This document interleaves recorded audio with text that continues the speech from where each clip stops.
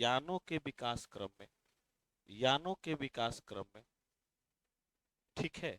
और दूसरी उपलब्धि बांट रहे हैं उपग्रहों के विकास क्रम में, उपग्रहों की स्थापना के संबंध में। क्लियर। अच्छा, उपग्रह वो होंगे जो ग्रहों के चारों ओर चक्कर लगाएंगे, यही ना कहते हैं। अच्छा, उपग्रह तो जब भी होगा, जब भी उपग्रह स्थापित होगा तो उसकी उपयोगिता के आधार पर उपग्रहों को स्थापित किया जाएगा। जब भी उपग्रह स्थापित होगा तो ये कॉमन चीजें हैं कि हमारे लिए वो क्या उपयोगी है, नहीं।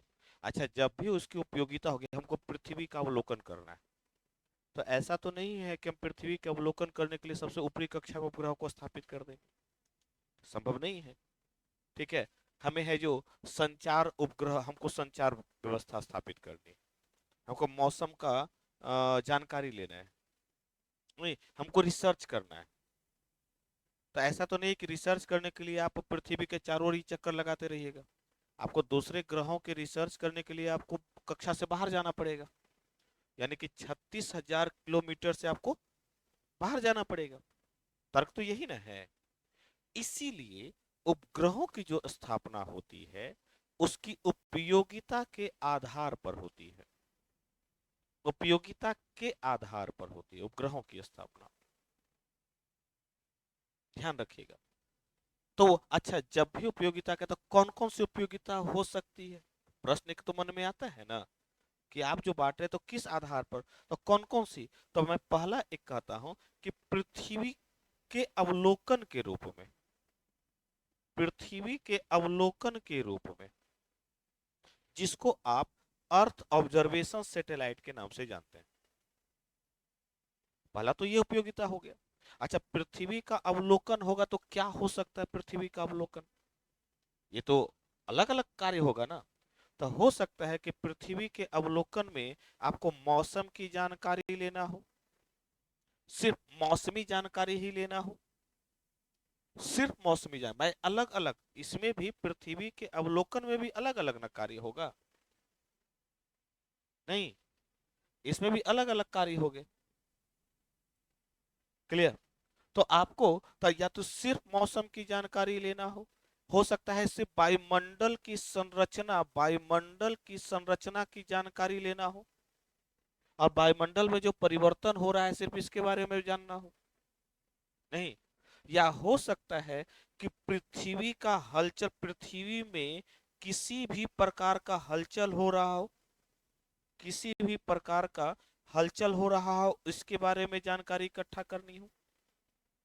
निसार कार्यक्रम इसी के लिए लाया गया था, NASA, ISRO, synthetic aperture radar, नहीं। या आपको हो सकता है कि आपको खनिज संसाधन की खोज करनी हो, नहीं, ये भी तो हो सकता है कि खनिज संसाधन की खोज करने के लिए आप इसका उपयोग करना चाहते हो। या हो सकता है ना कि आप भारत में सुरक्षा व्यवस्था, सीमाई सुरक्षा और आपदा प्रबंधन के लिए इसका प्रयोग करना चाहते हो, ऐसा भी तो हो सकता है। कि आप, हो सकता है कि आप टोही के रूप में प्रयोग करना चाहते हो। टोही का मतलब होता है खोज करना, यानी कि आप निगरानी रखना, ठीक है। तो सीमाई सुरक्षा की निगरानी रखने में इसका प्रयोग किया जा सकता हो, नहीं। या हो सकता है कि आप अन्य खनिज संसाधन के साथ साथ पर्यावरण के संबंध में भी जानकारी इकट्ठा, वनों का सर्वेक्षण करने में प्रयोग करना हो।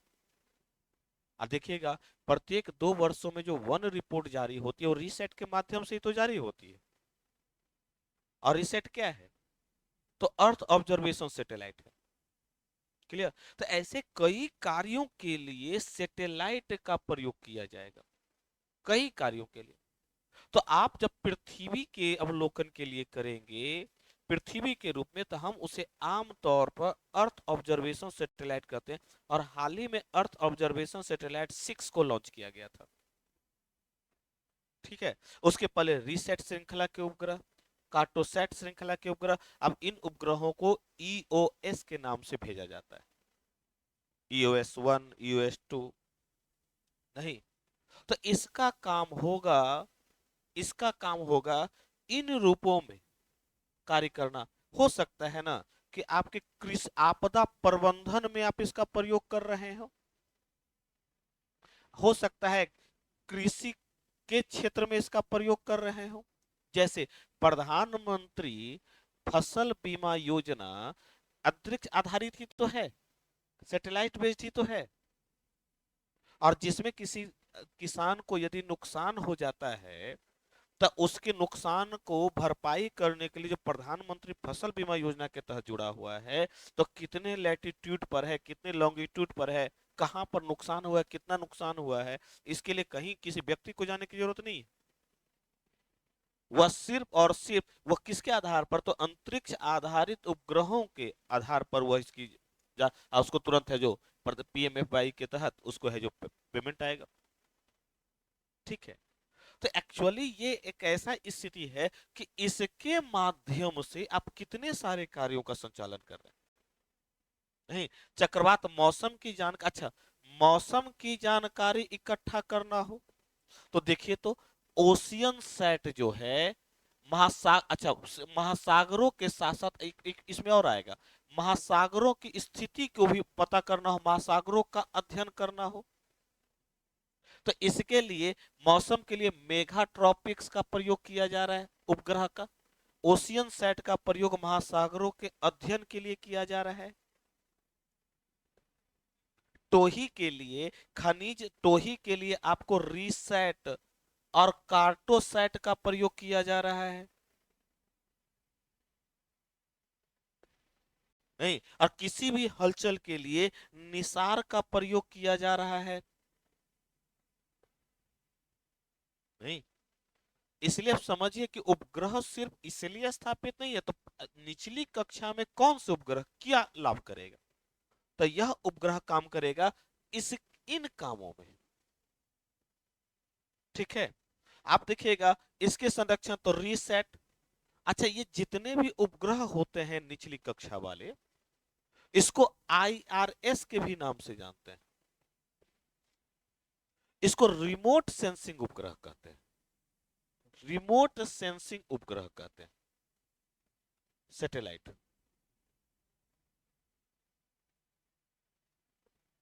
ध्यान रखिएगा, ईओएस उपग्रह जो होंगे वो रिमोट सेंसिंग उपग्रह है, पृथ्वी अवलोकन उपग्रह।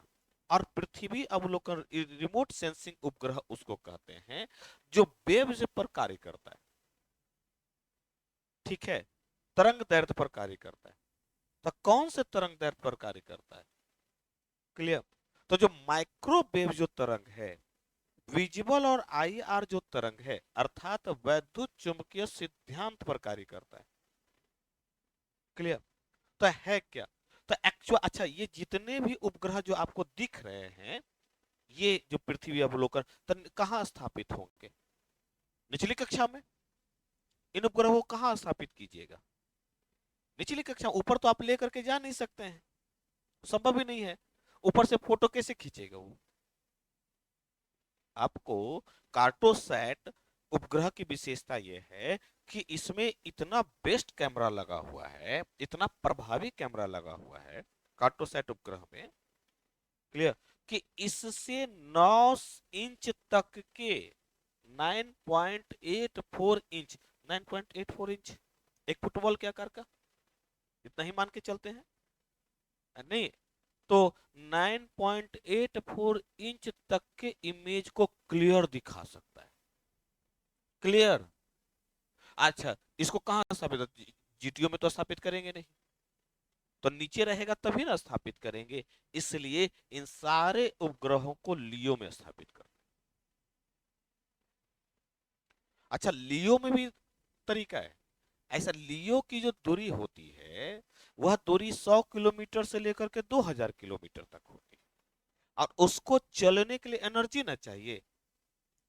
ठीक है, बैटरी का संचालन एनर्जी ना चाहिए। इसीलिए लियो में जो स्थापित किया जाता है, या अच्छा, लियो की जो दूरी कितना मैंने बोला, 100 किलोमीटर से 2000 किलोमीटर, और इसमें से 600 से 800 किलोमीटर वाली स्थिति को बोला जाता है एसएसओ, यहीं पर स्थापित है, ज्यादातर उपग्रह यहीं स्थापित रहते हैं, ज्यादातर उपग्रह।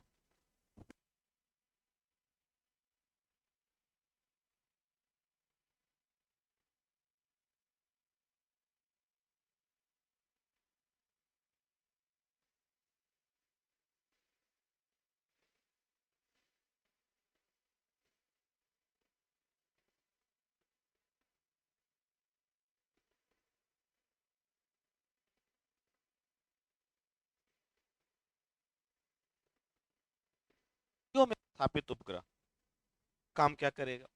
तो ये सारे काम करेंगे। क्लियर? और देखिए, अब आता है, तो मैंने कहा रिमोट सेंसिंग उपग्रह है। काम कैसे करेगा रिमोट सेंसिंग? हो सकता मौसम खराब हो जाएगा तब क्या होगा? बादल पूरा घिरा हुआ है तब क्या होगा?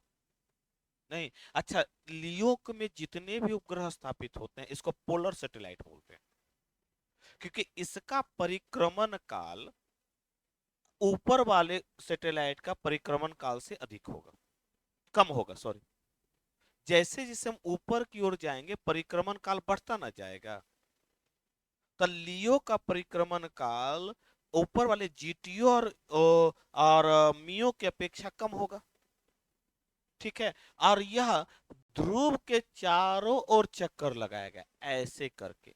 जब ध्रुव के चारों ओर चक्कर लगाता है ना, तो इसको कहते हैं पोलर सैटेलाइट।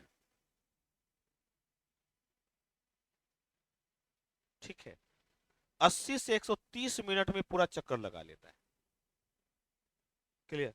यही कारण आप देखेंगे, आपने एक मूवी देखी होगी परमाणु। अब परमाणु मूवी में जब भारत ने 98 में परीक्षण किया था, और अच्छा, भारत का 98 का परीक्षण इसलिए नहीं था कि भारत ने इतना बड़ा ताकतवर परीक्षण कर लिया। भारत का परीक्षण इसलिए भी यूनिक था 98 वाला, कि दुनिया का सबसे बड़ा टोही विमान, टोही जो उपग्रह है अमेरिका का, वो नहीं पता कर पाया। क्यों नहीं पता कर पाया? इसके पीछे तर्क है कि जितने भी टोही विमान, टोही उपग्रह स्थापित होंगे, वो निचली कक्षा में स्थापित होंगे। ध्यान रखिएगा। और निचली कक्षा में जो उपग्रह स्थापित होंगे, सैटेलाइट जो होगा, तो पोलर सैटेलाइट है। यानी कि एक निश्चित 82.82 डिग्री, यानी कि एक निश्चित क्षेत्र में भारत के केंद्र पर एक ही समय आएगा, उसके बाद फिर वो घूमता हुआ कोई और आएगा। तो इतना बीच का गैप है कि नहीं है, जो यहां से आया और यहां से गया। तो ये जो आया और गया के बीच में जो गैप है टाइमिंग का, इसी टाइमिंग में भारत ने अपने सारे कार्यक्रम कर दिए थे। और टोही विमान को पता, टोही उपग्रह को पता ही नहीं चला कि यहाँ चल क्या रहा है। क्लियर? आप परमाणु आपको बहुत बेहतर समझ में आएगा। परमाणु मूवी देखिएगा, उसमें बहुत बेहतर तरीके से बताया गया है। क्लियर? यानी कि आपको उस, क्यों? क्योंकि ये लियो में स्थापित है। ठीक है। अच्छा, लियो में जितने भी, मैंने कहा ना कि लियो वाले स्थापित उपग्रह रिमोट सेंसिंग उपग्रह है। रिमोट सेंसिंग उपग्रह है। तो किस पर काम करता है? तो यह काम करता है वेव्स पर। कौन से वेव्स पर? ईएमडब्ल्यू के वेव्स पर। ईएमडब्ल्यू के वेव्स पर। ठीक है। अच्छा, ईएमडब्ल्यू क्या है? तो यह निर्वात में भी चल सकता है और माध्यम में भी चल सकता है। ध्यान रखिएगा, ईएमडब्ल्यू की विशेषता है कि यह निर्वात में भी चल सकता है। निर्वात का मतलब होता है कि वहां कोई माध्यम नहीं होगा। कोई माध्यम, सॉलिड, लिक्विड और गैस, गैस मतलब वायुमंडल, कोई माध्यम नहीं होगा। तो अंतरिक्ष में तो कोई वायुमंडल है ही नहीं, वहां भी चल सकता है। और साथ ही निर्वात में चलने के साथ साथ यह माध्यम में भी चल सकता है। तभी तो आपको तरंग, तभी तो आप मोबाइल पे बात कर पाते हैं। अगर ये नहीं होता तो मोबाइल पर बात कहां से कर पाते? क्योंकि मोबाइल रेडियो वेव्स पर काम करता है। मोबाइल को चलने के लिए, रेडियो को सुनने के लिए, टीवी को देखने के लिए और सुनने के लिए आपको तरंग डिपेंड करता है। वो तरंग कौन सा है? तो रेडियो वेव्स है। क्लियर? आई IRS वाले में, रिमोट सेंसिंग वाले में जिस तरंग का प्रयोग होता है, यहां ध्यान रखिएगा, जो हम बात कर रहे हैं, पहला तरंग है गामा, दूसरा तरंग है एक्स, तीसरा तरंग है यूवी, चौथा तरंग है विजिबल, ठीक है, पांचवा तरंग है IR, छठा तरंग है माइक्रो, और सातवां तरंग है रेडियो। ध्यान रखिएगा इसमें, ठीक है। इसका जैसे से हम नीचे की ओर जा रहे हैं, वेवलेंथ बढ़ता जा रहा है, वेवलेंथ बढ़ता जा रहा है, ठीक है। और वेवलेंथ, और जब वेवलेंथ बढ़ेगा तो आवृत्ति अपने आप घटेगी, क्योंकि इनवर्स प्रोपोर्शंस होता है दोनों के बीच में। क्लियर? तो यहाँ वेवलेंथ बढ़ेगा, इसमें जिस उपग्रह का प्रयोग होता है, जिस वेव्स का प्रयोग होता है, वो EMW है। और EMW में सारे का प्रयोग नहीं होगा, तीन ही का प्रयोग होता है, इन्हीं तीन का, विजुअल IR और माइक्रो। क्लियर? इसी तीन का प्रयोग होता है, इसलिए तरंग के प्रयोग के आधार पर, तरंग के प्रयोग के आधार पर रिमोट सेंसिंग उपग्रह को दो भागों में बांटा गया है। पहला भाग बांटते हैं सक्रिय, और दूसरा भाग बांटते हैं निष्क्रिय।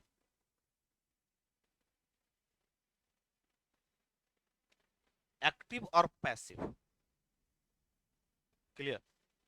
अच्छा, ये कैसे काम करेगा? तो ध्वनि के परावर्तन का सिद्धांत कहता है कि जब तरंग आएगी, या अच्छा, लाइट भी तो एक प्रकार का वेव्स है, लाइट वेव्स है, ठीक है, प्रकाश तरंग इसको बोलते हैं। जब फोटॉन्स आएगा तो पृथ्वी से टकराएगा और टकरा करके बाहर निकलेगा, ठीक है। ये जो तरंग आई है EMW, अब पृथ्वी से टकराई है, इसी जो टकरा करके बाहर जो निकलेगा ना, ठीक है, इसी तरंग को कैच करेगा, इसी तरंग को IRS कैच करता है। IRS का मतलब रिमोट सेंसिंग सैटेलाइट। क्लियर? अब इसी तरंग को कैच करेगा, तो इसको हम, अगर हम इसको माने, और ये वायुमंडल वाला क्षेत्र माने, तो जैसे अगर ये तरंग आ रहा है, ठीक है, ये तरंग आ रहा है, चाहे IR हो, चाहे विजुअल हो, चाहे माइक्रो हो, ये सारे तरंग टकराएगा और टकरा करके वापस चला जाएगा। ये जो टकरा करके गया ना, यहीं पर इसको IRS कैच करता है। नहीं, लेकिन ऐसा भी तो हो सकता मौसम खराब होता, नहीं, ठीक है, तो उसमें सार का प्रयोग किया जाता है। सार का मतलब होता है सिंथेटिक अपर्चर राडार। किसी भी मौसम में यह राडार है, राडार है, और राडार वेव्स को पकड़ता है। क्लियर? अब यह सिंथेटिक अपर्चर राडार का मतलब है किसी भी मौसम में काम कर सकता है, काम करता है। इसके लिए जरूरी नहीं है कि एकदम साफ मौसम में चाहिए, रात में भी काम करेगा, दिन में भी काम करेगा। Just like as a flash light वाली camera, just like as a camera. अभी आप फोटो खींचे तो कैमरे से, फ्लैश लाइट की कोई जरूरत नहीं है, आसानी से खींच जा रहा है क्योंकि लाइट आपके पास प्रॉपर है। लेकिन जैसे अंधेरे में खींचिए तो अब फ्लैश लाइट की जरूरत पड़ती है। अब फ्लैश लाइट लगाते तो रेज निकला, और रेज टकराएगा, क्योंकि लाइट की वेलोसिटी बहुत ज्यादा होती है, ठीक है। रेज गया, रेज टकरा करके आया, उसी को ना कैच करता है फ्लैश लाइट कैमरे में। यह क्या करता है कि यदि मौसम खराब हो तो खुद ही वेव्स निकाल देता है, और उसी वेव्स को ये पकड़ता है। जैसे कैमरा खुद ही लाइट निकाल देता है और उसी लाइट को पकड़ता है, ठीक सार की स्थिति भी यही है। यह खुद ही लाइट निकालता है और खुद ही पकड़ लेता है, किसी भी मौसम में काम करता है। इसे निसार में भी सार का प्रयोग है, आप पृथ्वी में होने वाले किसी भी हलचल को पकड़ सकता है। नहीं, ये हो गया। तो सार का प्रयोग होता है इस आधार पर, यानी कि तरंग के प्रयोग के आधार पर हम आईआरएस को, यानी रिमोट सेंसिंग सैटेलाइट को, हम दो भागों में बांट करके देखते हैं। एक कहते हैं सक्रिय एक्टिव, और एक भाग कहते हैं सक्रिय वाले भाग में माइक्रोवेव्स का प्रयोग होता है। माइक्रोवेव्स का, ये वाला क्लियर। और निष्क्रिय वाले भाग में माइक्रोवेव्स का नहीं, निष्क्रिय वाले भाग में आई आर और विजुअल रेज का प्रयोग होता है, यानी कि अवरक्त किरण और दृश्य किरण का प्रयोग होता है, दृश्य प्रकाश का। क्लियर। इस वाले पार्ट में रीसेट जो आप देखेंगे ना, रीसेट वाले उपग्रह, वो ये वाला है,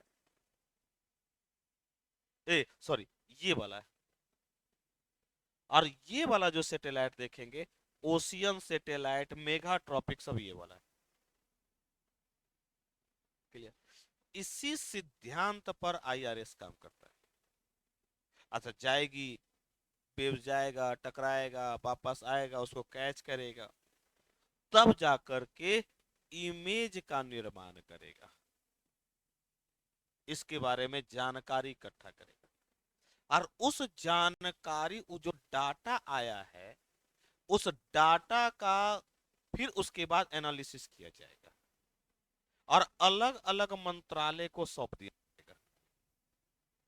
खनिज मंत्रालय को, खनन मंत्रालय को, कृषि मंत्रालय को। इसमें भारत सरकार ने भुवन का निर्माण किया है। भुवन, भुवन एक प्रकार का एक सर्च इंजन है, जो भारत सरकार के सारे डाटा को, हाँ, कितना पानी कमा है, कहाँ पानी का स्तर बढ़ा है, कहाँ खनिज है, वन कहाँ है, ये सारे पूरे भारत के रिपोर्ट को भुवन वेबसाइट पर अवेलेबल है। क्लियर। और यह डाटा सारे मंत्रालय तक जाता है, जो डीओएस मंत्रालय के तहत, डीओएस के तहत काम करता है, डिपार्टमेंट ऑफ स्पेस, यानी अंतरिक्ष विभाग के तहत इस डाटा का एनालिसिस होता है। और क्योंकि मंत्रालय तो इसी पर ना काम करता है, तभी तो आप सुनते होंगे इतना बढ़ा है, इतना घटा है। जो रिपोर्ट आती है, वो कहाँ से आती है रिपोर्ट? कि आपका नहीं सुनते हैं कि पर्यावरण का है जो रिपोर्ट है, जो वन वन क्षेत्र बढ़ गया है। अभी हाल ही में जो पर्यावरण 2023 का आया, ये 2021 वाला, क्या प्रत्येक 2 वर्ष में जारी होता है? तो आपका बांका वाला बढ़ा है ना, बांका में बढ़ा है ना, कि बांका में है जो वन क्षेत्र बढ़ा है, लेकिन कैमूर में घटा है। ऐसे भी जहां ज्यादा रहेगा वहां घटेगा, जहां कम रहेगा वहां बढ़ेगा, ये तो नॉर्मल सी बात है। क्लियर। यह रिपोर्ट जो आती है, इसी पर आती है। जैसे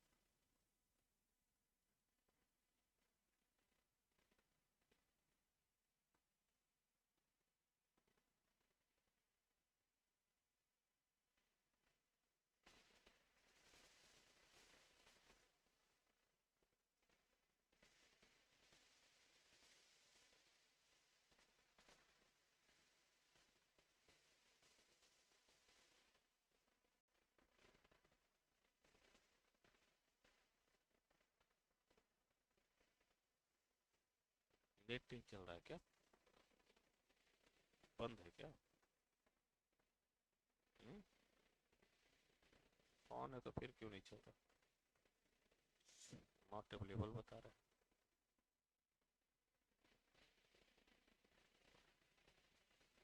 बुलाना उससे बुलाना, सिकेश को, उधर से आवाज देना।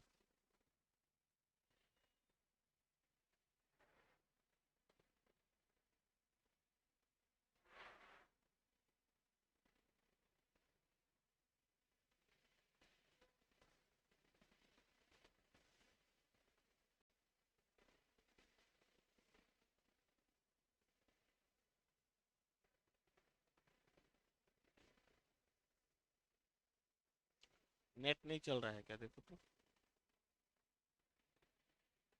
हम्म,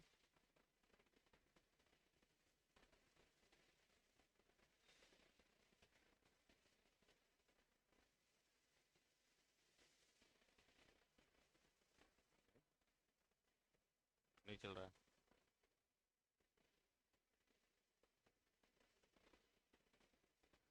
हम्म, देखिए तो काम कर रहा है तो यहाँ काम क्यों नहीं कर रहा। हाँ सिर्फ रिफ्रेश कर।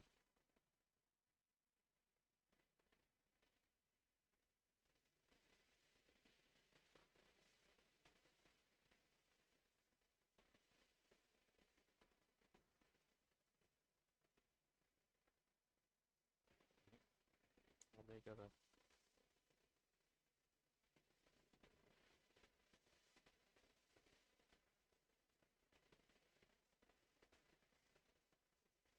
हम्म,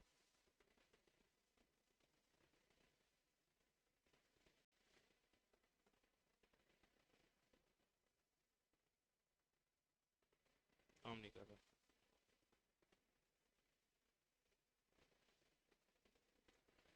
देखिए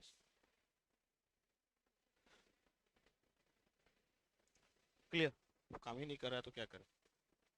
तो भुवन को आप जब सर्च कीजिएगा, अपने मोबाइल पर भी देख सकते हैं। देखिए भुवन को, निकालिए मोबाइल।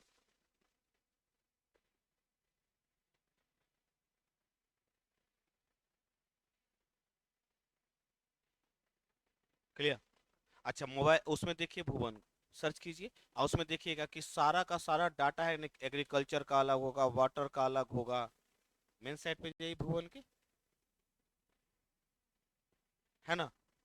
अब देखिए तो उसमें दिख रहा है ना सारा कुछ। भुवन 2D 3D में भी आप देख सकते हैं, और इसमें सारा डाटा होगा जी आपका, सबका। देखो नीचे फॉरेस्ट्री का है, ई कॉमर्स का है, ठीक है। सारा डाटा अवेलेबल है। वो कहाँ से आता है ये डाटा, तो वो आता है यहाँ से। क्लियर, समझ में आ रहा है। अच्छा भारत में हाल के दिनों में ये देखिएगा कि सुरक्षा, अच्छा इसका सुरक्षा प्रबंधन में व्यापक प्रयोग होगा, क्योंकि ये थर्मल इमेजिंग, आपके बॉर्डर को कोई क्रॉस कर रहा है नहीं कर रहा, ये थर्मल इमेज भेजता है। कई बार आपको, आपका हाल के दिनों में भारत में आप देखिएगा कि आतंकवादी घटना है, जो आतंकवादी को आने से पहले ही मार दिया जा रहा है। नहीं, उसके पीछे रीजंस क्या है, कि पूरा टोही विमान, टोही उपग्रह, ठीक है, जो आपका कार्य कर रहा है इस संबंध में, और जैसे ही भारत की सीमा में घुसता है उसका थर्मल इमेज बनाता है कि इस क्षेत्र से ये व्यक्ति या बॉर्डर क्रॉस कर रहा है गलत तरीके से। सेना सक्रिय हो जाती है। क्लियर। ये एक बड़ा इंपॉर्टेंट, और याद कीजिएगा डिजिटल ये सर्जिकल स्ट्राइक में भी इसका बड़ा योगदान था, ठीक है। और भारत ने इमेज लेने के लिए इसका जबरदस्त प्रयोग किया था सर्जिकल स्ट्राइक के दौरान, ठीक है। इसीलिए आप इसके इसकी भूमिका को देखिएगा पृथ्वी अवलोकन। और अगर इसी टॉपिक को अगर इस तरीके से दे दे ऐसे के रूप में, इसरो तथा आत्मनिर्भर भारत, इसरो तथा सुरक्षा प्रबंध, नहीं, आपको सुरक्षा व्यवस्था, तो आपको इसी की चर्चा करनी है, ठीक है। आत्मनिर्भर भारत में से आगे भी चलेगा, लेकिन उसमें एक टॉपिक ईओएस भी रहेगा। अब क्लियर, समझ में आ गया। तब पहला, तो इसरो का यानी कि उपयोगिता के आधार पर पहले पार्ट को हमने कवर कर लिया। लिखिए इस संबंध में, भुवन में सारा कुछ, तुम अपना घर भी देखो, तुम सर्च करो, और देखो कि घर पे कोई कहीं कोई कूद फान तो नहीं रहा है ना, कि घर के बगल वाला तालाब में कोई मछली तो नहीं मार रहा।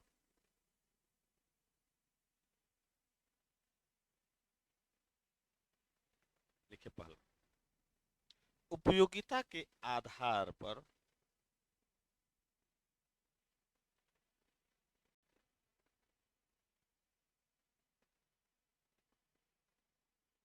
उपग्रहों को विभिन्न कक्षाओं में स्थापित किया जाता है। उपयोगिता के आधार पर उपग्रहों को विभिन्न कक्षाओं में स्थापित किया जाता है।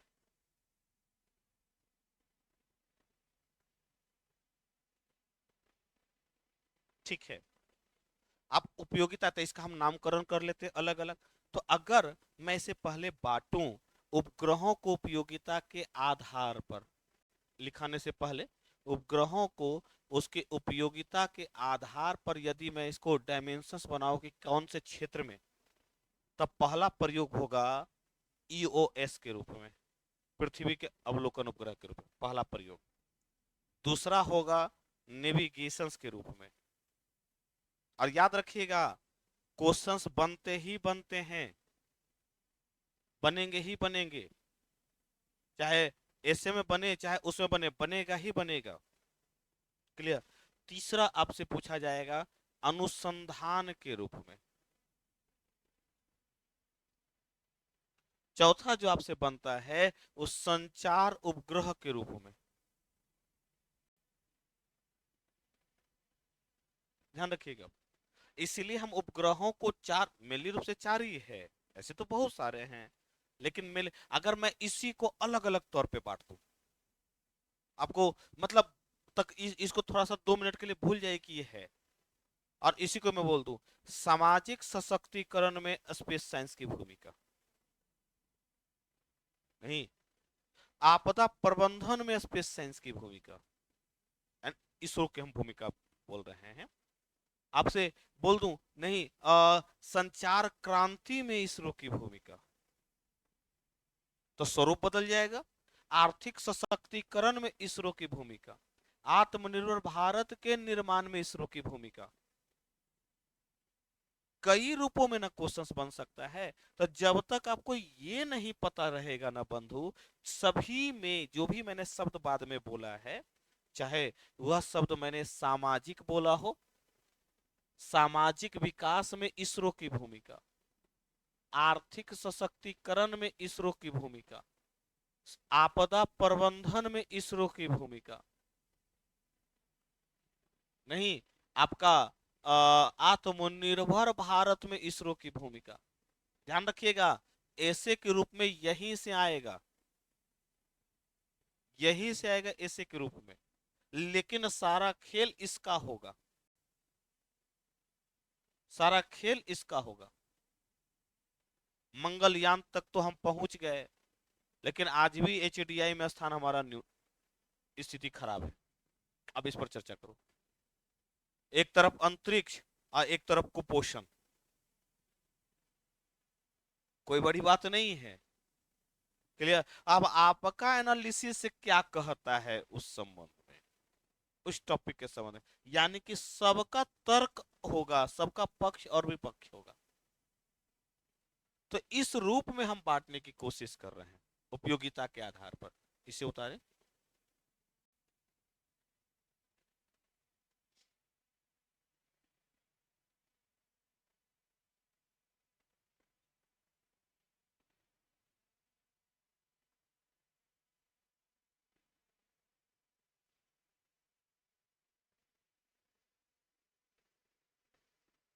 मेरा एक विचार कह रहा है, विचार ये कह रहा है ना कि मैं करेंट अफेयर्स का एक सीरीज लाऊं, मतलब कि ऑनलाइन।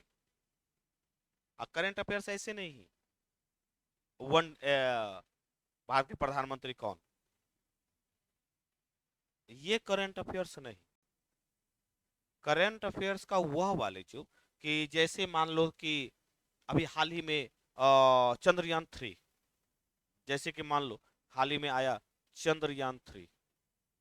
अब इस चंद्रयान 3 का है क्या, इस तरीके का करंट, ना कि ऐसा करंट लेकर के आऊं कि हाँ जी चंद्रयान 3 किसके माध्यम से छोड़ा गया, इसका मतलब ही नहीं बनता है। नहीं, पर इसका इसका उद्देश्य क्या है, इसका प्रभाव क्या पड़ेगा चंद्रयान 3 का। नहीं। और इसका इम्पैक्ट क्या पड़ेगा साथ ही इसके माध्यम से, तो सरकार द्वारा इस संबंध में आपका तर्क क्या कहता है, होना चाहिए कि नहीं होना चाहिए? ठीक है, तर्क क्या कहता है? और और क्या किया जा सकता है? इस तरीके का मैं सोच रहा हूं कि एक ऑनलाइन सीरीज लाया जाए सिर्फ करंट का। सही रहेगा कि नहीं रहेगा? जैसे अभी हम लगातार अभी पॉलिटिकल साइंस का चला रहे थे, आईआर वाले सेक्शंस का, तो कल खत्म हो गया। पॉलिटिकल साइंस का एक पार्ट आज बचा हुआ है, वो खत्म हो जाएगा। एक सीरीज चला रहे थे, अच्छा रिस्पॉन्स मिल गया। क्लियर? तो हम ये सोच रहे हैं कि इसी तरीके का एक सीरीज नहीं लाया जाए। बड़ा करंट अफेयर्स बड़ा परेशान रहते हैं, अधिकतर स्टूडेंट्स परेशान रहता है कि करंट अफेयर्स को लिंक कैसे किया जाए बेसिक चीजों से। एक बड़ी चुनौती है करंट अफेयर्स को लेकर के। तो ये एक सही रास्ता रहेगा कि नहीं रहेगा? बेटर रहेगा, फ्री में मिलेगा सो। ये उतार लिए, उतारी जल्दी। नहीं, चार गो लालच दे देंगे, पांचवा क्या पैसा लाओ। ये ना सब करता है। हाँ, इसी वीक से आज पॉलिटिकल साइंस खत्म कर देंगे, तो इस वीक से ही करंट का सप्ताह में 2 ही दिन सफिशियंट है। इस चैनल पर, मेरे चैनल पर। अब मेरा चैनल सब्सक्राइब कर लेना, ना तो नहीं पढ़ाएंगे। हाँ, PSIR by AK मेहता हूँ। मेरा चैनल सब सब्सक्राइब अभी 3-4 दिन पहले बनाया। अच्छा, हाँ, दोनों चैनल पे चल रहा है। आदित्य जीएमसी वाले वो चैनल पर भी चल रहा है, और इस चैनल पर भी चल रहा है। कम से कम 500 तुरंत हो जाना चाहिए, तो ना अच्छा लगेगा। लिखिए, हो गया। आएगा नहीं कैसे? हम चला रहे हैं, अब नहीं कैसे आएगा?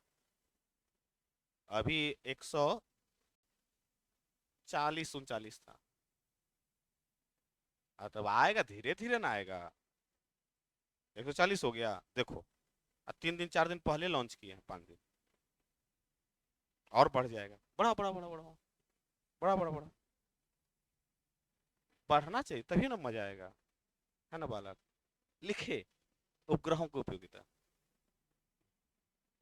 हाँ, पर्सनल है वो। PSIR by AK मेहता वाला पर्सनल है। आदित्य जीएमसी वाला तो है ही। दोनों चैनल्स पे चलेगा जब भी। क्लियर हो गया यहाँ पर? अब इसमें लिखिए। अब मैं पहले बात कर रहा हूं, मैं बार कर रहा हूं ना, मैं इसकी बात कर रहा हूं। इसके संबंध में एक बार जानकारी ले लेते हैं, फिर आगे चलते हैं। तो लिखिए, पृथ्वी अवलोकन उपग्रह,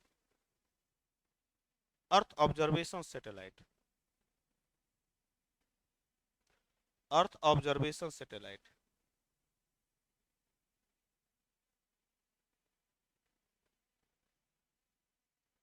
इसे सुदूर संवेदी उपग्रह भी कहा जाता है।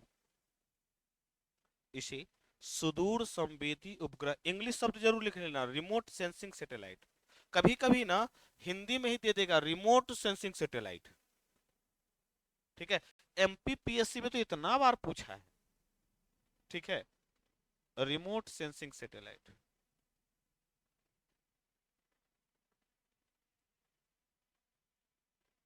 भी कहा जाता है।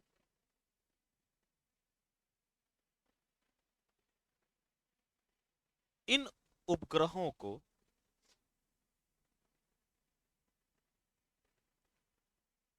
निचली कक्षाओं,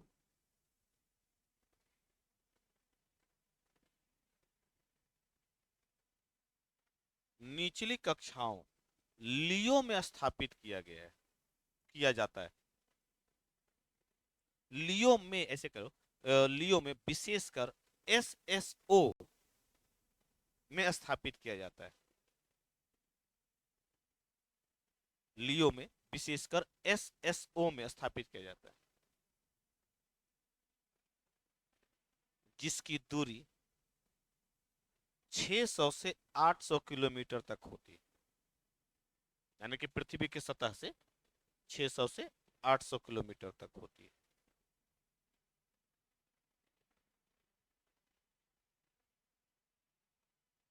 क्लियर।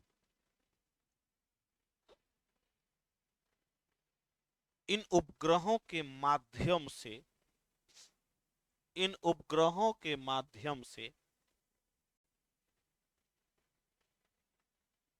मौसम की जानकारी, महासागरों का अध्ययन, मौसम की जानकारी, महासागरों का अध्ययन, पृथ्वी में किसी भी प्रकार के हलचल को समझना,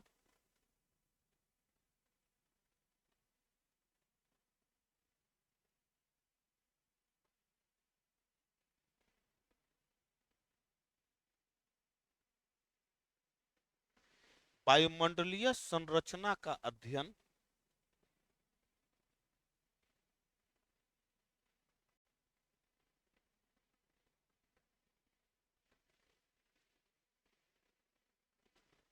अध्ययन, पर्यावरण, खनिज संसाधनों का अध्ययन,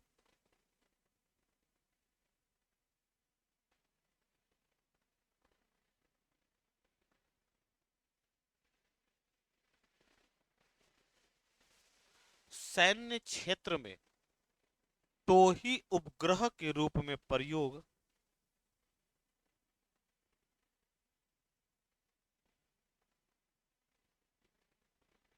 टोही उपग्रह के रूप में प्रयोग आदि में किया जाता है।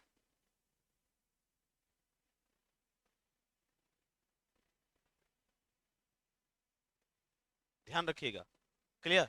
अर्थात अच्छा, इस सारे हम लोग तो हमेशा देखते आ रहे हैं कि हमें मौसम की जानकारी पहले, अब चक्रवात, मिचोंग चक्रवात आया, तब मिचोंग चक्रवात की जानकारी आपको पहले मिल गई कि इतने गति से नहीं, और इतने रफ्तार से एक चक्रवात आ रही है।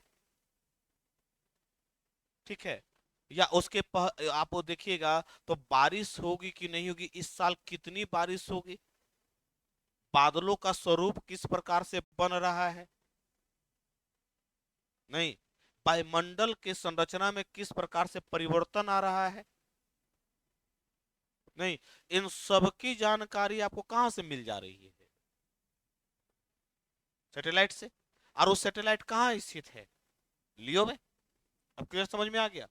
इसके जैसे ओशियन सेट के माध्यम से महासागरों का अध्ययन,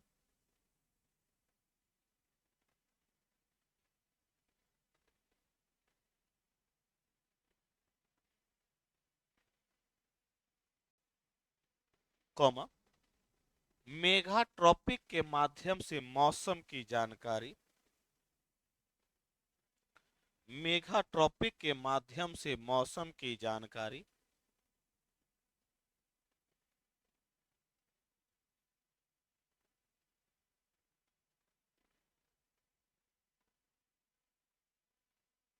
ठीक है। रीसेट के माध्यम से, रीसेट वन तथा टू, रीसेट वन तथा टू के माध्यम से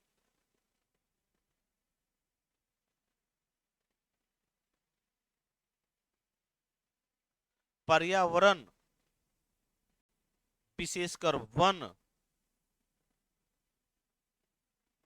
क्षेत्रों की जानकारी,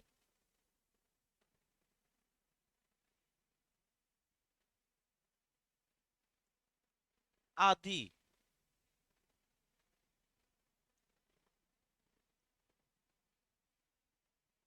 क्षेत्रों में प्रयोग किया जाता है।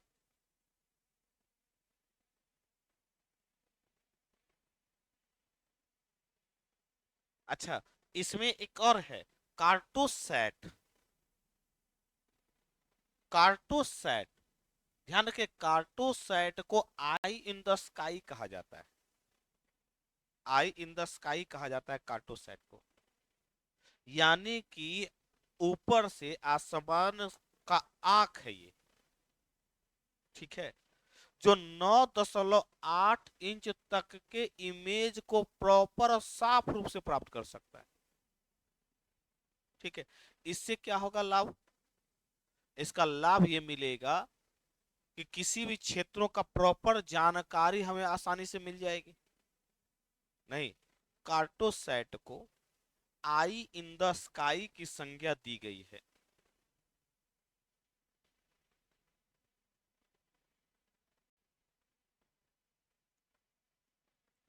अच्छा, एनसीईआरटी का बैच 20 तारीख से आ रहा है, अगर कोई होगा तो बता दीजिएगा। सिर्फ एनसीईआरटी ही चलेगा उसमें, यानी कि क्या बोले उसको, एनसीई आधारित टॉपिक्स ही कवर करवाए जाएंगे, क्योंकि एक बड़ी कंफ्यूजन होता है एनसीईआरटी को लेकर के। और ऐसे नहीं पढ़ाया जाएगा कि एनसीईआरटी हाँ जी ये टॉपिक पढ़ लो, नहीं, एनसीईआरटी का 6 से टॉपिक वाइज उठाया जाएगा और उसको लिंक करते हुए 12th क्लास तक और वर्तमान से लिंक किया जाएगा, ताकि क्वेश्चंस के स्वरूप को समझा जा सके। वरना ऐसे एनसीईआरटी समझ में नहीं आने वाला, कभी नहीं आने वाला। जैसे कि आप सेल्स पढ़ रहे हैं बायोलॉजी में, तो उस सेल्स को 9th क्लास से पढ़िएगा, उसी सेल्स को 11th क्लास से पढ़िएगा, तब जाकर के तैयार होगा। इसलिए एनसीईआरटी बैच उसको बोला जाता है। टॉपिक तो पढ़ ही रहे हैं, तो हम लोग को लगता है अच्छा एनसीईआरटी तो का टॉपिक ही तो है। नहीं, एनसीईआरटी का मतलब है कि शुरू से उठाइए और उसी टॉपिक को साथ साथ कवर कराते चले जाइए, तो जाके लिंक बनता है, वो होता है एनसीईआरटी। और इसका लाभ, क्योंकि अब सारा एग्जाम्स जो है अकॉर्डिंग टू एनसीईआरटी हो गया है, तो बदलता पैटर्न तो यही कर रहा है एनसीईआरटी। 20 तारीख से लेकर के आ रहा है, तो अगर कोई होगा, और साथ साथ आंसर राइटिंग का, सिर्फ आंसर राइटिंग उसमें पढ़ाएंगे नहीं, उसमें सिर्फ और सिर्फ क्वेश्चंस लिखाना लिखने का तरीका बताया जाएगा। शॉर्ट नोट्स, 38 मार्क्स, क्वेश्चंस लिखने का तरीका पढ़ाया नहीं जाएगा। आप क्वेश्चंस 3 घंटा लिखिए, 2 घंटा लिखिए, और ये डेली चलेगा। सिर्फ आंसर राइटिंग, मतलब आपको लिखने नहीं आ रहा है, कैसे लिखा जाए, बस वो फॉर्मेट कैसे बनाया जाए, वो सब पढ़ाया नहीं जाएगा। पढ़ा तो पहले से आपका है ही। इसमें सिर्फ, इसमें वो भी शामिल हो सकता है जो एग्जाम दे चुका है लेकिन उनको समझ में बार बार वो मेंस गड़बड़ा रहा है। क्लियर? ज्यादातर उन्हीं के लिए लाभ होगा। पीटी वाला तो एनसीईआरटी हो ही जाएगा, ये तो चल ही रहा है batch, foundation batch.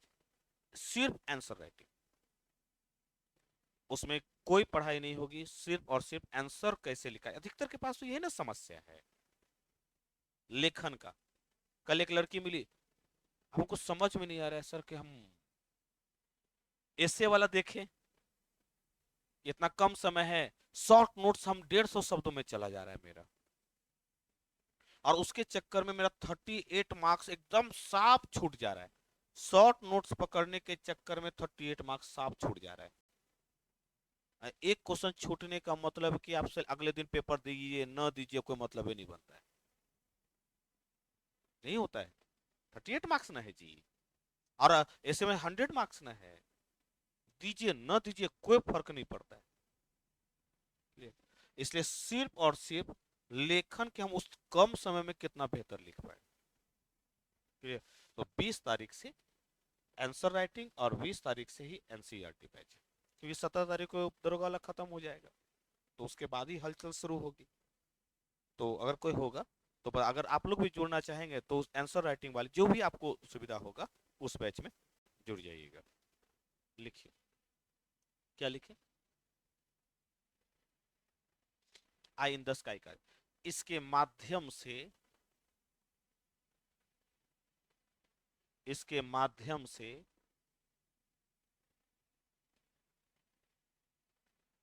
Clear? 9.84 inch तक के इमेज को प्राप्त किया जाता है।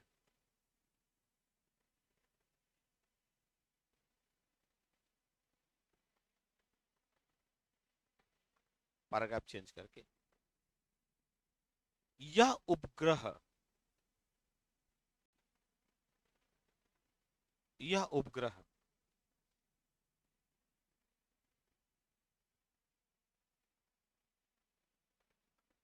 तरंग के परावर्तन के सिद्धांत पर कार्य करता है।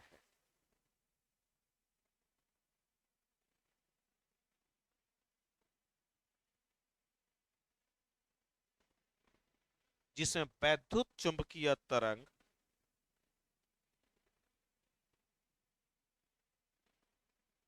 वैद्युत चुंबकीय तरंग,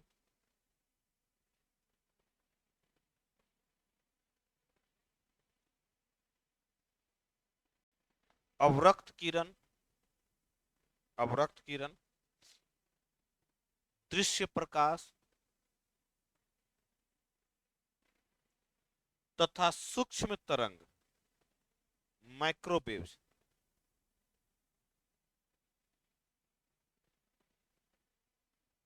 सूक्ष्म तरंग का प्रयोग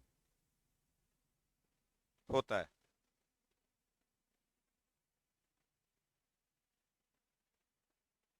तरंगों के प्रयोग के आधार पर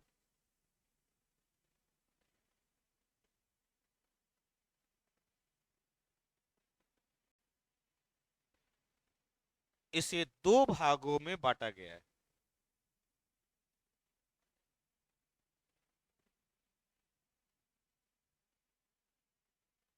पहला हो गया सक्रिय, इसमें माइक्रोवेव्स का प्रयोग होता है।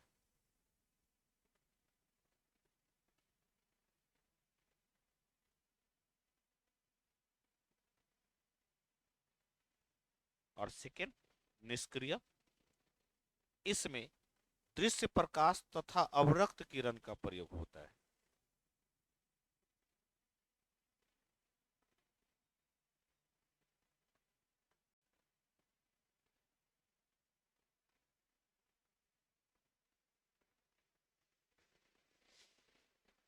क्लियर, समझ में आ गया अब? अच्छा, इन दोनों में जो भी आप देख रहे हैं, सक्रिय और निष्क्रिय, इन दोनों उपग्रहों में सार का प्रयोग किया गया है। इन दोनों उपग्रहों में सार, synthetic aperture radar, full form लिखिएगा। इन दोनों उपग्रहों में सार, सिंथेटिक अपर्चर राडार,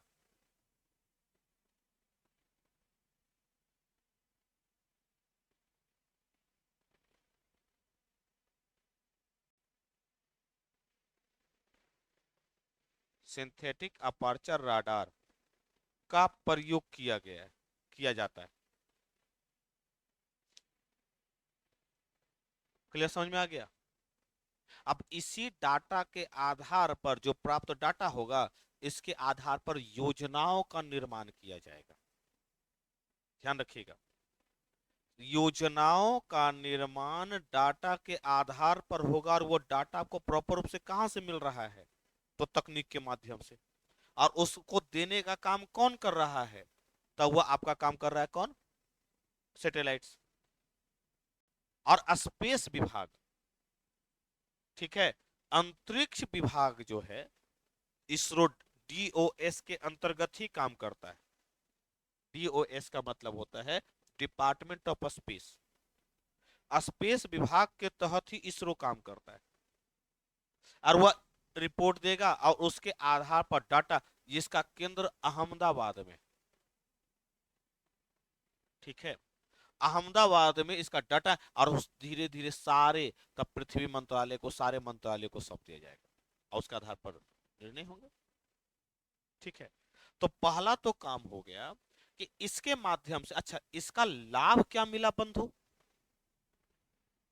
तो ही तो विमान हो, ये तो हो गया, उपग्रह तो स्थापित हो गया। इसका लाभ क्या मिला? अब इसके लाभ की तरफ देखिए, इसका लाभ क्या मिला, आईआरएस का प्रभाव अगर देखिएगा तो इसका सकारात्मक प्रभाव क्या पड़ा और इसके समक्ष चुनौती क्या क्या है। याद रखिएगा, हमेशा पक्ष और विपक्ष लिखना ही पड़ेगा एग्जाम में, खास करके ऐसे की तो विशेषता है। क्लियर। इसका लाभ क्या मिला, तो इससे सबसे बेहतर लाभ मिला कि संसाधनों का प्रबंधन करना आसान हुआ।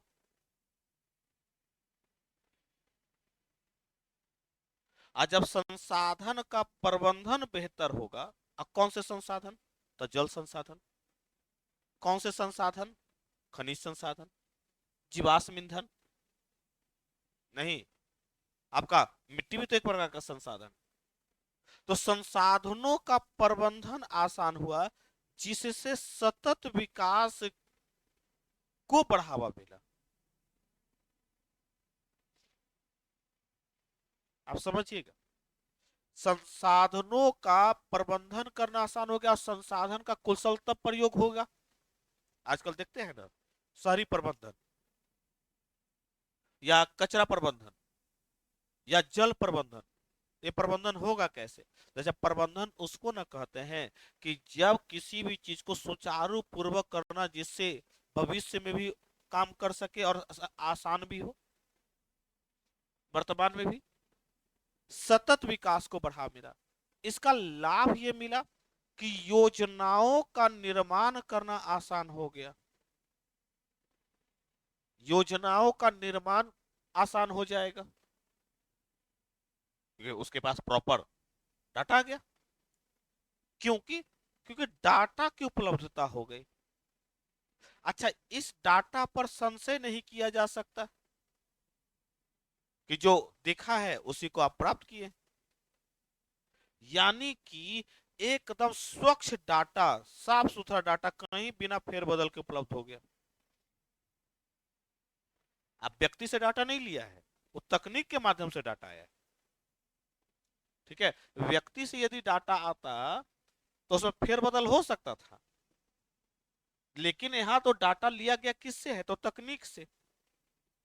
इसका लाभ ये मिला, इसका लाभ ये मिला कि सुरक्षा व्यवस्था को, सुरक्षा को, खासकर किसकी, तो सीमा सुरक्षा को, सीमा सुरक्षा को बढ़ावा मिला।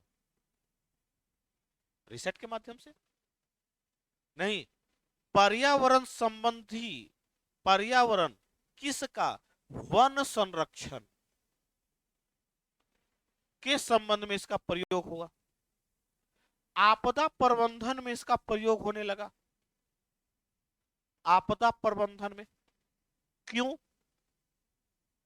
चक्रवात आ रही है बंधु, इतने रफ्तार से आ रही है, यानी कि मौसम की जानकारी आपको पहले मिल रही है, नहीं चक्रवात की स्थिति आपको पहले मिल रही है। तो इससे क्या हुआ कि आपदा प्रबंधन स्थिति में सुधार हुआ।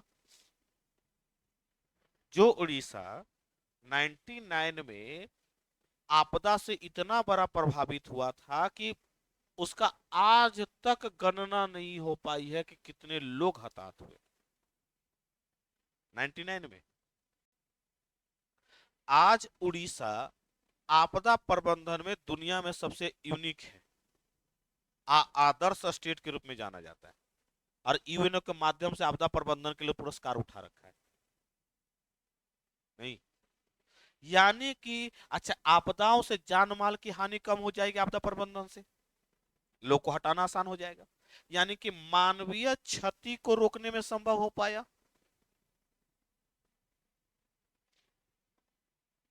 नहीं, मानवीय क्षति को रोकने में संभव। अब ध्यान रखना बंधु, ये ये सारा आर्थिक विकास, सामाजिक विकास से जुड़ा हुआ है, अपने आप सब आता जाएगा, सामाजिक आर्थिक विकास। क्लियर। यानी कि आईआरएस का पर ऐसे कई सारे महासागरों का अध्ययन करेंगे तो महासागरों के अंदर जो संसाधन है उसका भी आप प्रयोग कर सकते हैं, तो महासागरों का अध्ययन करने में। और इसका सबसे बड़ा लाभ कि नए नए क्षेत्रों का, नए नए रिसर्च एंड डेवलपमेंट को बढ़ावा मिलेगा। तो हाल ही में टेंटेनम का प्रयोग खोज हुआ है। हाल ही में उसके पहले लिथियम आयन का खोज हुआ था। नहीं। और भारत में हाल ही में एक चर्चा यह है कि बड़े पैमाने पर पेट्रोलियम भी प्राप्त हुए हैं। नहीं। बड़े पैमाने पर इसकी खोज हो रही है। और इसका महासागरों का अध्ययन होगा तब ब्लू इकोनॉमी को बढ़ावा मिलेगा। मत्स्य क्षेत्र को, ब्लू इकोनॉमी को बढ़ावा मिलेगा। नहीं। तो खाद्य सुरक्षा, जब ब्लू इकोनॉमी बढ़ेगी तो खाद्य सुरक्षा भी बढ़ेगा कि नहीं बढ़ेगा? क्योंकि जो तटीय कई सारे लोग जो मछली को भोजन के रूप में प्रयोग करते हैं, तो खाद्य सुरक्षा, कुपोषण की समस्या का निराकरण होगा, तो खाद्य सुरक्षा का विस्तार होगा।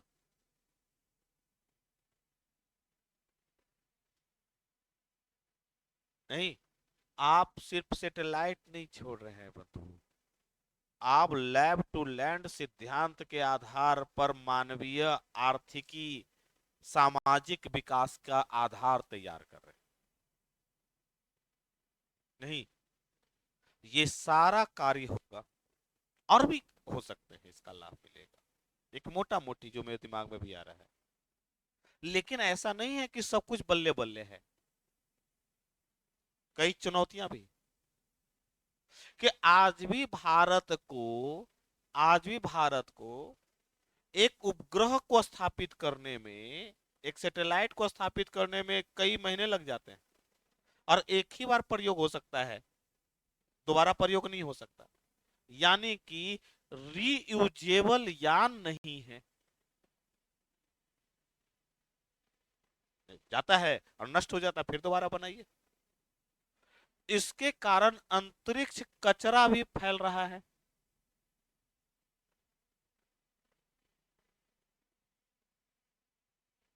एक अनुमान के अनुसार एक लियो में बेहतर संचालन करने के लिए, लियो कक्षा में बेहतर संचालन करने के लिए नासा के अनुसार 120 सैटेलाइट चाहिए, इससे ज्यादा नहीं। वर्तमान में 5000 से ज्यादा सैटेलाइट है, 5000 से ज्यादा सैटेलाइट। तो वह सैटेलाइट कहीं ना कहीं टकरा जाएगा, और ऐसा होता भी है, पृथ्वी की कक्षा में शामिल आ जाएगा। हाल ही में चाइना का सैटेलाइट है जो गिर गया था मुंबई में। नहीं। इससे अंतरिक्ष कचरा बढ़ेगा बंधु, ठीक है। इसे वापस नहीं लाया जा सकता, वहीं रह जाएगा। यही कारण है कि ऐसे कई सारी चुनौतियां भी है। भारत में आज भी डाटा एनालिसिस करने के लिए बहुत ज्यादा केंद्र नहीं है, बहुत ज्यादा केंद्र नहीं। क्लियर? वो आज भी स्पेस साइंस के तहत ही कार्य करता है, यानी कि इसरो का ही प्रभाव है। तो इसरो पर भार ज्यादा ना है, यानी कार्य क्षमता का भार ज्यादा ना है इसरो पर, कार्य क्षमता का भार ज्यादा है। और इसरो ब्रेन ड्रेन की समस्या से जूझ रहा है। इसरो में 30% वैज्ञानिक कम है, वैज्ञानिक की कमी से जूझ रहा है इसरो। आजकल तो एक नया चलन है, आईआईटी कीजिए या कहीं और कीजिए, जाकर के यूपीएससी में घुस जाइए। यानी कि सरकार ने आप पर 5 साल 7 साल जो खर्च किया है वो जीरो हो जाता है, और जो उपयोगिता आप आईआईटी में कर सकते थे, 4 साल आपने सीखा है, वो जाकर के आप एडमिनिस्ट्रेशन में जाके चलेगा, उसका कहीं उपयोगिता बता दीजिए। क्लियर? तो कई बात तो ब्रेन ड्रेन सिर्फ ऐसा नहीं है कि भारत से बाहर का जाना, ब्रेन ड्रेन है जो आपने सीखा है उसके विपरीत भी चले जाना। अब बड़े पैमाने पर ही होता है। Clear? मुझे तो लगता है कि भारत को सोचना पड़ेगा, भारत सरकार को ये तो बंद कर देना पड़ेगा कि जो व्यक्ति पांच जब सीखा है तो 5 साल तक उसी क्षेत्र में जॉब करना पड़ेगा, मिनिमम 5 साल।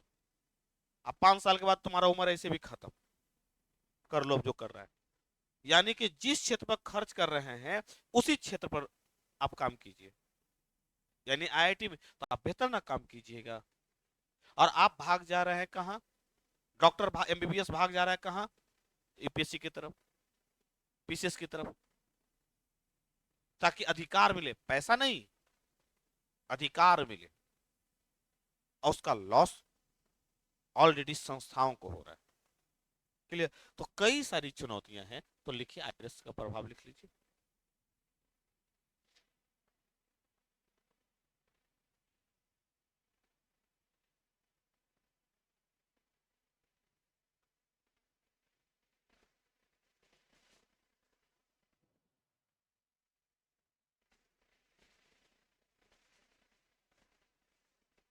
हो गया? हो गया?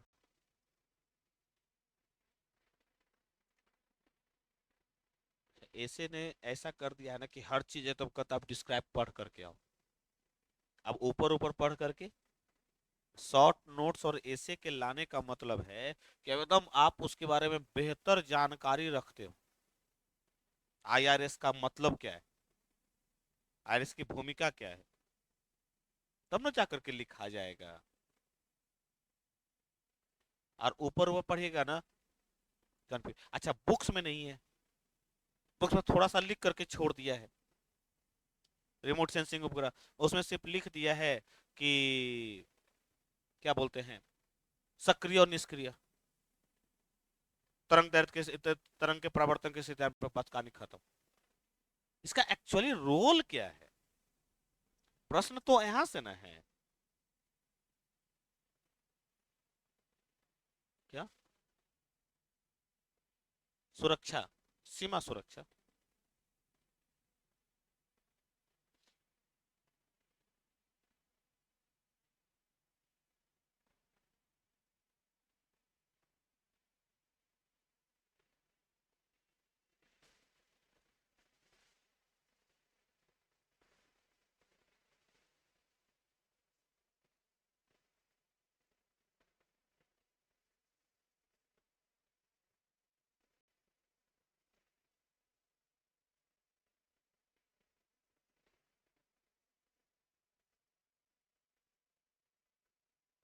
अब इसका प्रयोग ऐसे में होता चला जाएगा। अब तो समझ में आ रहा होगा कि पहले इसके बारे में जानकारी, अब फिर इसको ऐसे में पलट दीजिए ले जाकर के, क्योंकि डाटा आपके पास पूरा कंटेंट आ गया। नहीं, इस कंटेंट को ले जाकर के वहां उड़ेल दीजिए, कि जब तक कंटेंट ही नहीं रहेगा तो कोई भी क्वेश्चंस नहीं लिखा जाएगा। हो गया? यहां तक हो गया ना? तो चुनौतियां हो गया, तो इसका समाधान क्या ढूंढेंगे? तो जो चुनौती है वही समाधान है, तो समाधान में क्या ढूंढेंगे? इसका एक और लिखिए, इसमें एक कॉमन, एक और बड़ा इंपॉर्टेंट है उसमें आईआरएस में, रिसर्च एंड डेवलपमेंट को बढ़ावा, रिसर्च एंड डेवलपमेंट को बढ़ावा, आर एंड डी।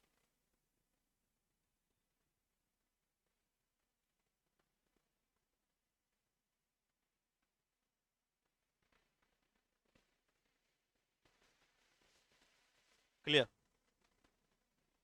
तो ये तो आवश्यक है, लेकिन इससे कई समस्याएं भी तो क्रिएट हो रही है। तो चुनौतियां, तो उन चुनौतियों का समाधान, तो आरएलवी का विकास करना, इस प्रकार के यानों का निर्माण करना ताकि उसका पुनः दोबारा प्रयोग किया जा सके, जिससे अंतरिक्ष कचरा में कमी आ जाएगी। नहीं, निजी क्षेत्रों का, अच्छा मैंने कहा ना कि इस पर कार्य क्षमता का भार बहुत ज्यादा है। ध्यान रखिएगा जो मैं कहना चाह रहा हूं, इसरो मोनोपोली मार्केट के रूप में, ध्यान रखिएगा, इसरो मोनोपोली मार्केट के रूप में, मोनोपोली मार्केट का मतलब एकाधिकार, कोई और नहीं कर सकता। यानी कि स्पेस के संबंध में जो भी कार्य होगा वह कार्य इसरो करेगा। नहीं, तो इसरो पर भार क्षमता ज्यादा ना है बंधु। आज जिस तरीके से डिमांड बढ़ रही है, आने वाला समय में स्पेस वार का समय होगा, साइबर वार का समय है, स्वरूप बदल रहा है युद्ध का, परंपरागत युद्ध से उठ करके अब अपरंपरागत युद्ध की तरफ परिवर्तित हो रहा है विश्व। नहीं, इसरो की भूमिका और बढ़ गई। तो इसमें कमी करने के लिए क्या किया जाए? तो मुझे लगता है कि इस मोनोपोली मार्केट में, यानी कि इसरो की भार क्षमता में कमी लाने के लिए, भार क्षमता में कमी लाने के लिए निजी क्षेत्रों को लाया जाए, प्राइवेट क्षेत्रों को लाया जाए। ऐसा नहीं है कि नया आप स्पेस एजेंसी बना दीजिएगा, संभव नहीं है। निजी क्षेत्रों को आमंत्रित किया जाए, और निजी क्षेत्र को, यानी कि स्टार्टअप को बढ़ावा दिया जाए।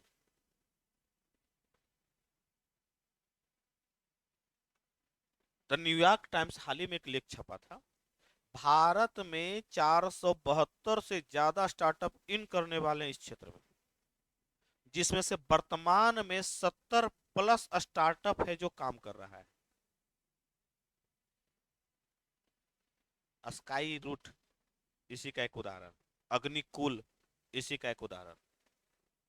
ठीक है। हाँ।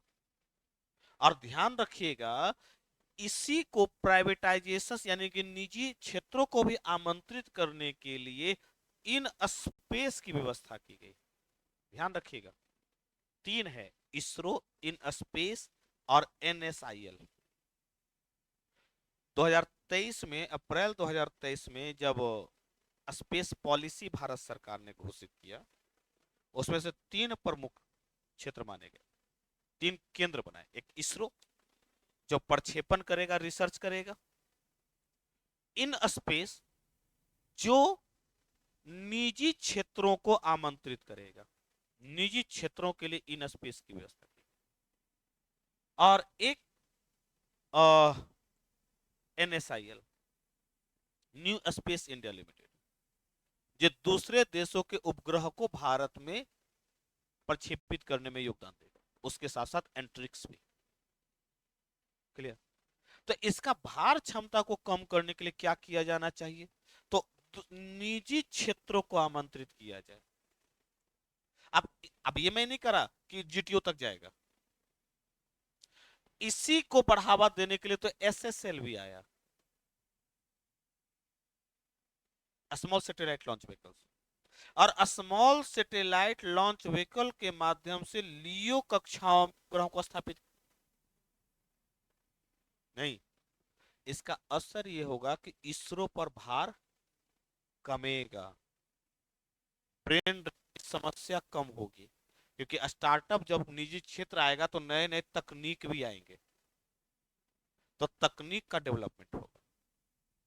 क्लियर? और इसीलिए इन स्पेस की व्यवस्था की गई। समाधान में लिखिए,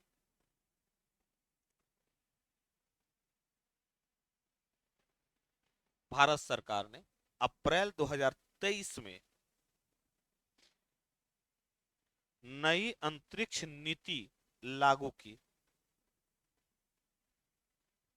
नई अंतरिक्ष नीति लागू की,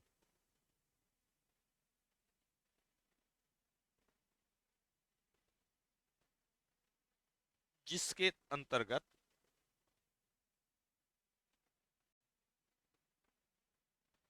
इन स्पेस के माध्यम से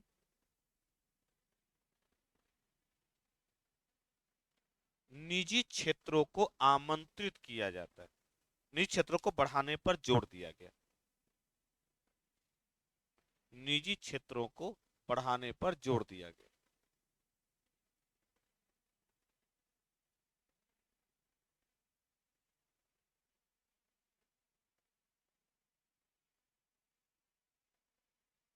जिससे इसरो पर कार्यभार क्षमता में कमी आएगी।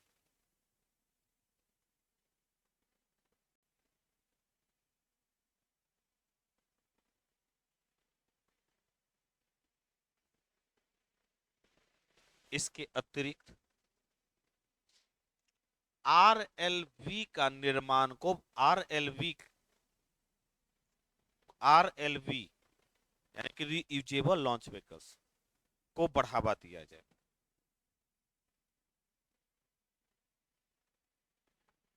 जिसके तहत, जिससे जिससे लागत के साथ साथ अंतरिक्ष कचरा में भी कमी लाई जा सकती है।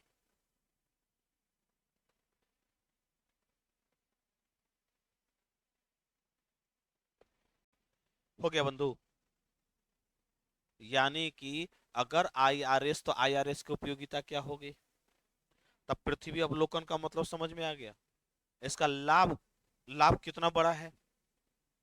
ठीक है। और आप जो आज डाटा जो देख रहे हैं, जो मंत्रालयों द्वारा जो लागू करने की बात हो रही है या की जा रही है, उसके पीछे, अच्छा यही डाटा मंत्रालय से होते हुए चीफ मिनिस्टर तक आएगा, और वहां से डाटा होते हुए जिला तक आएगा? नहीं, जिलावार आवंटन होगा ना डाटा का। तो स्पेस साइंस से चला हुआ, डीओएस से चल, डिपार्टमेंट ऑफ स्पेस से चला हुआ मंत्रालय तक, और केंद्रीय मंत्रालय से राज्यवार वितरण होगा। नहीं, और राज्यवार वितरण से फिर जिलावार वितरण होगा। और यदि आप सोचिए बंधु कि इसका लाभ कितना बड़ा मिलने वाला है, क्रांतिकारी कदम है, और ऐसा हो रहा है। क्लियर? कि डीओएस से चला हुआ वह सेंट्रल के विभिन्न मंत्रालय तक आएगा, विभिन्न मिनिस्ट्री तक आएगा। नहीं, और विभिन्न मिनिस्ट्री से स्टेट के पास जाएगा, और स्टेट से डिस्ट्रिक्ट वाइज। सोचिए कि डिस्ट्रिक्ट वाइज यदि अगर डेवलपमेंट, अगर डाटा का प्रयोग किया जाए, डिस्ट्रिक्ट वाइज देखा जाए कि मिट्टी की स्थिति क्या है, डिस्ट्रिक्ट वाइज देखा जाए कि पानी की स्थिति क्या है, नहीं, आपदा प्रबंधन की स्थिति क्या है, और उसमें कोऑर्डिनेशन स्थापित किया जाए, तो मुझे लगता है कि तकनीक मानवीय विकास को बढ़ावा देने में अहम योगदान दे सकता है। अद्वितीय आया है? नहीं। ये जो डिस्ट्रीब्यूशन है डाटा का, वो प्रॉपर रूप से हो, खामियां ना हो, इसे मिनिस्ट्री को इसमें सजगता बरतनी पड़ेगी। नहीं, तो एक रीजन तो ये आता है ईओएस और अंतरिक्ष विज्ञान, यानी कि उपग्रहों का पहला चरण ये है।